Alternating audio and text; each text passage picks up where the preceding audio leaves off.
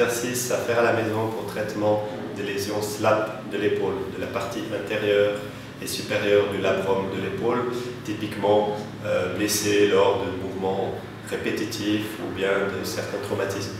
Alors, pour les exercices d'aujourd'hui, on aura besoin d'un élastique et puis d'un poids. Là, j'ai un poids d'1 kg, mais à la maison, vous pouvez prendre 1 kg de riz ou bien des boîtes de thon de 250 grammes, un poids croissant.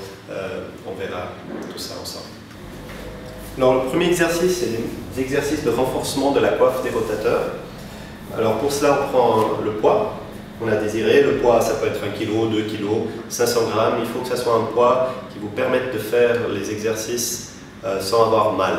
Les séries de 10 répétitions, 4 séries. Okay. Alors, on va voir l'exercice. Alors, on se couche sur le côté, le coude, on va bien l'appuyer contre le thorax. Okay. On prend la charge et puis on monte le bras.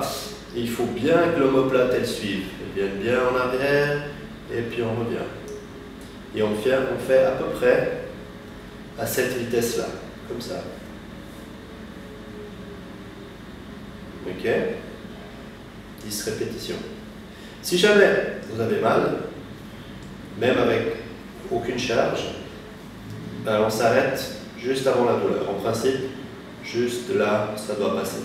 Ok, et on commencerait juste comme ça, sans charge, un mouvement là. Pour les étirements, alors il y a deux. Premier, on passe le bras bien là derrière, et avec l'autre, on tire, on force plus loin. Et on doit sentir ici, là. Parce qu'une des choses qu'on veut réussir, c'est à étirer la capsule postérieure de l'épaule. C'est une des choses qu'on doit faire quand il y a des lésions SLAP. C'est gagner de la mobilité dans l'épaule, de la mobilité postérieure. Que la tête du l'humérus puisse se déplacer un peu plus en arrière et moins frotter, moins user la partie intérieure et supérieure où il y a les lésions SLAP.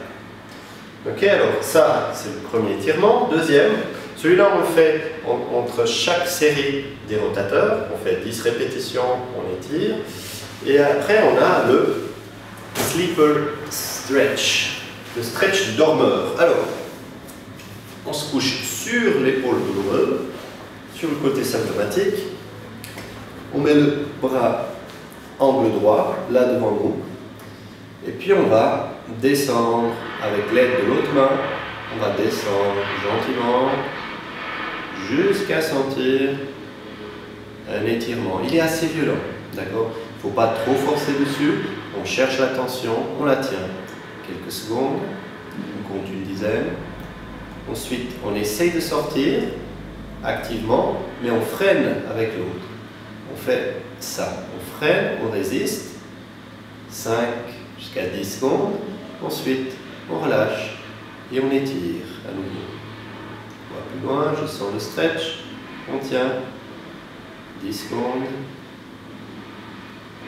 Après les 10 secondes, on va forcer contre cette main. Là, on force. Je résiste avec ma main gauche.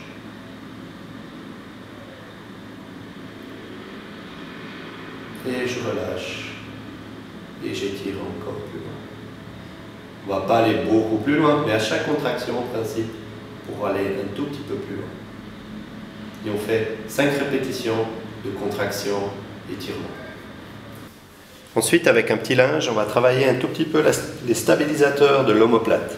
Alors, on plie le linge, on fait un petit rouleau, on le pose sur le lit et on appuie le front comme ça dessus.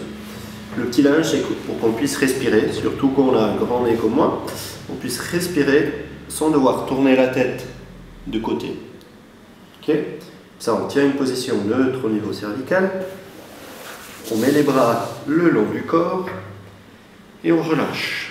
Okay. Alors, première chose, on veut sortir les omoplates de cette position et les placer au milieu.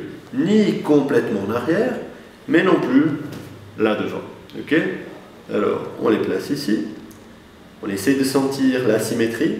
Ça serait bien si quelqu'un peut nous guider. Et puis, on décolle un tout petit peu les mains. Pas besoin de décoller énormément. Vraiment juste décoller à peine. Et puis tenir. Une quinzaine de secondes. C'est surtout de l'endurance qu'on veut sur ces muscles. La capacité de garder longtemps l'omoplate tenue. On tient. Et puis d'abord, on pose les mains. Et ensuite, on relâche.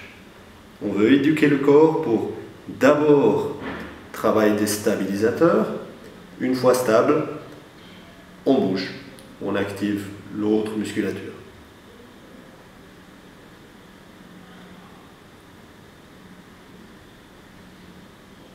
Et on tient, on tient, on tient. Et puis ensuite, on pose et on relâche. Et on peut progresser avec quelques poids sur les mains, des boîtes de thon, des boîtes de tomates. Et on décolle. Et faire 3 séries de 10 répétitions, 10 fois 15 secondes.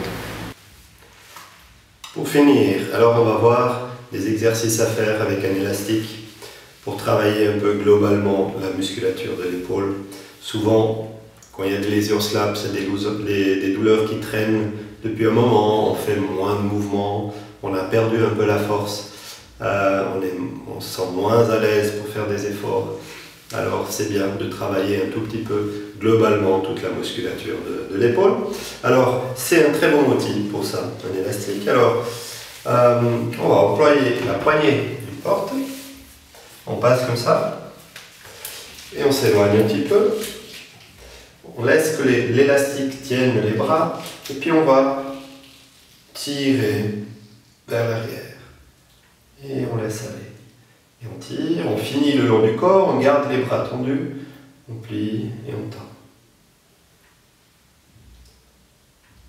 Et voilà. Série de 10. 3 fois. Ça. Ensuite, on la porte. On fait un petit nœud au bout de l'élastique. On ouvre la porte et on va passer le nœud de l'autre côté, comme ça. Comme ça, on est sûr que ça tient, sauf si quelqu'un ouvre la porte de l'autre côté, espérons pas. Et voilà, c'est pour, comme on avait vu tout à l'heure, pour l'épaule droite. Alors, on tient en haut, puis on va tirer de nouveau contre la poche. Et on remonte. Et on tire, et on remonte. C'est à peu près le même geste, à peu près les mêmes muscles, mais par contre, cette fois, on tire depuis le haut, au lieu de tirer depuis devant.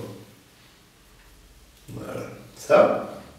Aussi, de côté, vraiment de côté, la même chose. On tire. Et là, on veut travailler les abaisseurs de l'épaule.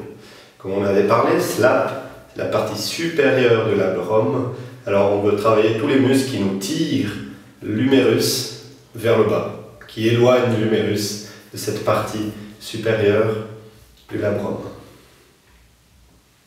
Voilà. Il faut éviter de faire ça. Ça travaille. C'est beaucoup plus facile à faire, mais on travaille le tronc, c'est vraiment là, c'est stable, proximalement, le tronc est stable, l'omoplate est stable, et ça bouge là, au niveau du bras. Ok ? De nouveau, des séries de 10. 3 séries.